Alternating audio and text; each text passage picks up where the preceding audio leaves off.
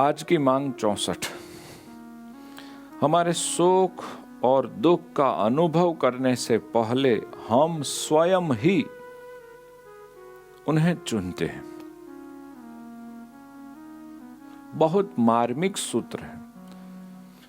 कहने का मतलब है, हमारे जीवन में सुख हो या दुख हो, जब उनका अनुभव शुरू होता है उससे पहले पसंदगी हमारी होती है।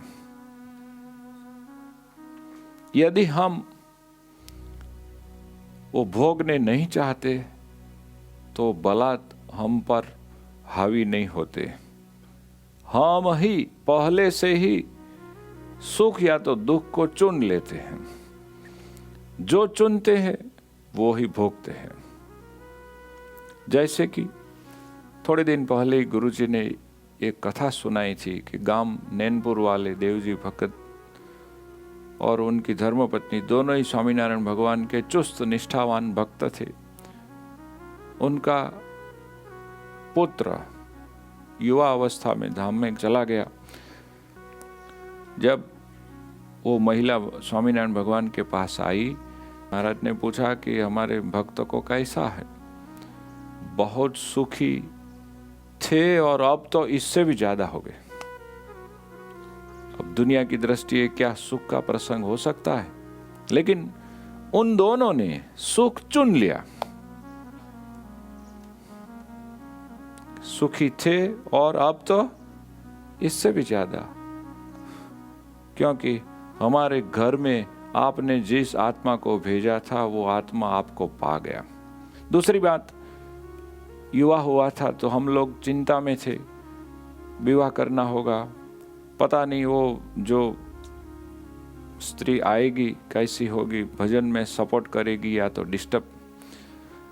वो सब झंझट चली गई तो और ज्यादा सुखी हो गए। क्या ऐसा ही प्रसंग में सब लोग सुख ही पाते हैं? नहीं पाते, क्योंकि वे स्वयं दुख को बहुत सीरियसली लेकर के जो राय जीतना होता है उसका पर्वत बना देते हैं। वे पहले से मन से ऐसा मानते हैं कि बहुत दुख आ गया है, हमारे जीवन की सबसे ज्यादा बर्बादी हो गई, इससे ज्यादा दुख भला क्या हो सकता है। बस वो स्वयं ऐसा ही मानते ही रहते और दुख बढ़ता चला जाता है। अब चुनना क्या है वो तो हमारी पसंदगी पर निर्भर है।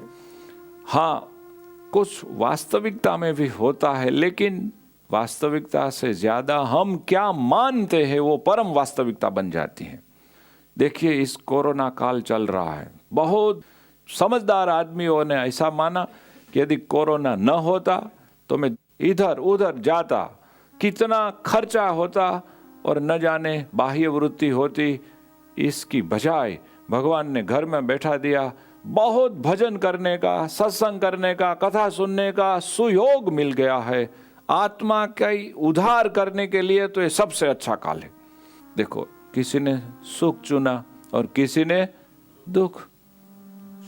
तो हम क्या चुनते हैं उस पर ही निर्भर है कि हम दुखी होंगे या सुखी।